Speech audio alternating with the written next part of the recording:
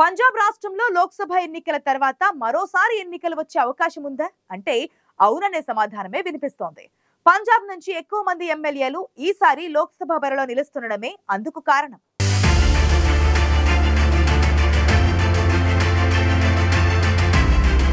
పంజాబ్ లో ఎంతమంది ఎమ్మెల్యేలు లోక్సభ బరిలో నిలిచారు? లోక్సభకు పోటీ చేస్తున్న వారిలో ఎక్కువ మంది ఆప్ కు చెందిన ఎమ్మెల్యేలే ఉన్నారా?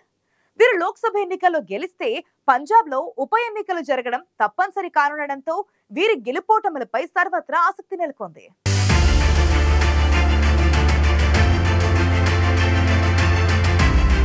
దేశంలో సార్వత్రిక ఎన్నికలు మొత్తం 7 దశల్లో పూర్తి కానున్నాయి. చివరగా 7వ విడత ఎన్నికలకు జూన్ 1న పోలింగ్ జరగనుండగా జూన్ 4న ఫలితాలు వెలువడనున్నాయి. అయితే లోక్సభ ఎన్నికలు పూర్తి కాగానే పంజాబ్ రాష్ట్రంలో మరోసారి ఎన్నికలు వచ్చే అవకాశం కనిపిస్తోంది. అదేంటి, ఎన్నికలు జరిగిన వెంటనే మరోసారి ఎన్నికలు జరగడం ఏంటనే డౌట్ అందరికీ రావడం సాధారణమే. అందుకు కారణం లేకపోలేదు. పంజాబ్ కు చెందిన పలువురు ఎమ్మెల్యేలు లోక్సభ ఎన్నికల్లో పోటీ చేస్తున్నారు. ఇలా ఎమ్మెల్యేగా ఉన్నప్పటికీ ఎంపీగా పోటీ చేసిన వీరు విజయం సాధిస్తే ఆయా అసెంబ్లీ ఎన్నికల్లో 6 నెలల్లోగా ఉప ఎన్నికలు నిర్వహించాల్సి ఉంటుంది.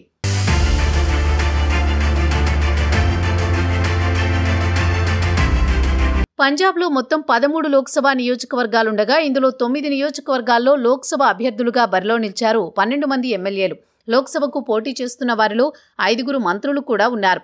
మొత్తం 9 లోక్సభ స్థానాల్లో పోటీ చేస్తున్న వారిలో 6 లోక్సభ స్థానాల్లో ఒక్కో ఎమ్మెల్యే తమ అదృష్టాన్ని పరీక్షించుకుంటుండగా మరో 3 స్థానాల్లో ఇద్దరేసి ఎమ్మెల్యేలు పోటీలో నిలిచారు.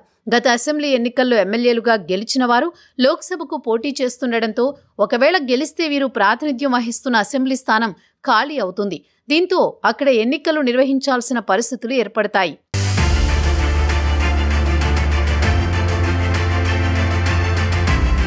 పంజాబ్లోని పలు నియోజకవర్గాల నుంచి లోక్సభకు పోటీ చేస్తున్న ఎమ్మెల్యేల్లో అధికార ఆమ్ ఆద్మీ పార్టీకి చెందిన వారే 9 మంది ఉన్నారు. మిగతా 3 కాంగ్రెస్ ఎమ్మెల్యేలు ఉన్నారు. ఆప్ నుంచి లోక్సభ బరిలో నిలిచిన 5 మంత్రుల్లో అమృత్సర్ నుంచి కుల్దీప్ సింగ్, ఖాదూర్ సాహిబ్ నుంచి లల్జిత్ సింగ్ భుల్లార్, బఠిండా నుంచి గుర్మిత్ సింగ్ ఖుడియాన్, సంగ్రూర్ నుంచి గుర్మిత్ సింగ్ మీట్ హయర్, పటియాలా నుంచి బల్బీర్ సింగ్ ఉన్నారు. ఇక కాంగ్రెస్ నుంచి ప్రకటించిన 12 మంది అభ్యర్థుల జాబితాలో 3 ఎమ్మెల్యేలు ఉన్నారు. వీరిలో 3 సార్లు ఎమ్మెల్యేగా గెలిచిన అమరీందర్ సింగ్ వారింగ్ లుధియానా నుంచి పోటీ చేస్తున్నారు. భోలత్ ఎమ్మెల్యే సుఖ్పాల్ సింగ్ ఖైరా సంగ్రూర్ నుంచి, మాజీ ఉప ముఖ్యమంత్రి సుఖ్జిందర్ సింగ్ రంధావా గురుదాస్పూర్ నియోజకవర్గం నుంచి బరిలోకి దిగారు.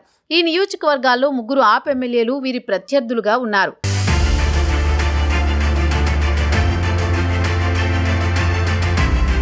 పంజాబ్ నుంచి ఇంతమంది ఎమ్మెల్యేలు ఎప్పుడూ కూడా ఈ స్థాయిలో లోక్సభకు పోటీ చేయలేదు. ఈసారి ఎన్నికల్లో ఏకంగా 12 మంది ఎమ్మెల్యేలు లోక్సభ బరిలో నిలవడంతో పాటు వీరిలో ఎక్కువ మంది గెలిచే అవకాశాలున్నాయి. ఒకవేళ వారు గెలిస్తే వారు ప్రాతినిధ్యం వహిస్తున్న అసెంబ్లీ స్థానాల్లో మళ్లీ ఎన్నికలు నిర్వహించాల్సి ఉంటుంది. పంజాబ్లో ఆప్ ప్రభుత్వం అధికారంలో ఉంది. దీంతో ఆప్ ఎమ్మెల్యేలు ఎక్కువ మంది లోక్సభకు పోటీ చేస్తున్నారు. ఒకవేళ వారిలో అందరూ లేదా మెజారిటీ శాతం ఎంపీలు గెలిస్తే ఖాళీ అయిన అసెంబ్లీ స్థానాన్ని తాము నిలబెట్టుకుంటామనే ధీమాగా ఉంది ఆమ్ ఆద్మీ పార్టీ. ఇదే విషయాన్ని పంజాబ్ రాష్ట్ర సీఎం భగవంత్ మాన్ సైతం వెల్లడించడంతో రాజకీయ వర్గాల్లో చర్చనీయాంశంగా మారింది.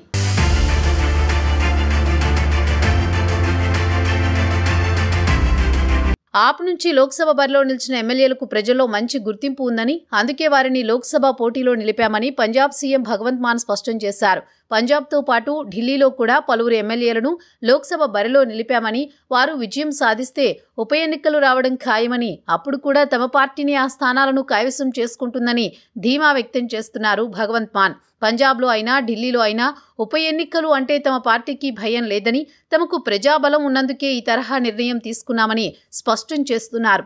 ఏదేమైనా ఆప్ ఎమ్మెల్యేలు ఎక్కువ సంఖ్యలో లోక్సభ బరిలో నిలవడంతో వారి గెలుపోటములపై సర్వత్రా ఆసక్తి నెలకొంది.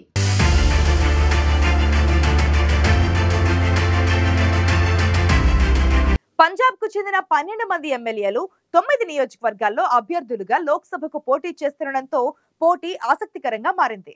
లోక్సభకు ఎంపికైన వారి శాసనసభ స్థానాల్లో ఖాళీ ఏర్పడడంతో ఉప ఎన్నికలు నిర్వహించాల్సి ఉంటుంది. దీంతో వీరిలో ఎంతమంది లోక్సభకు ఎంపిక అవుతారనేది చూడాలి మరి.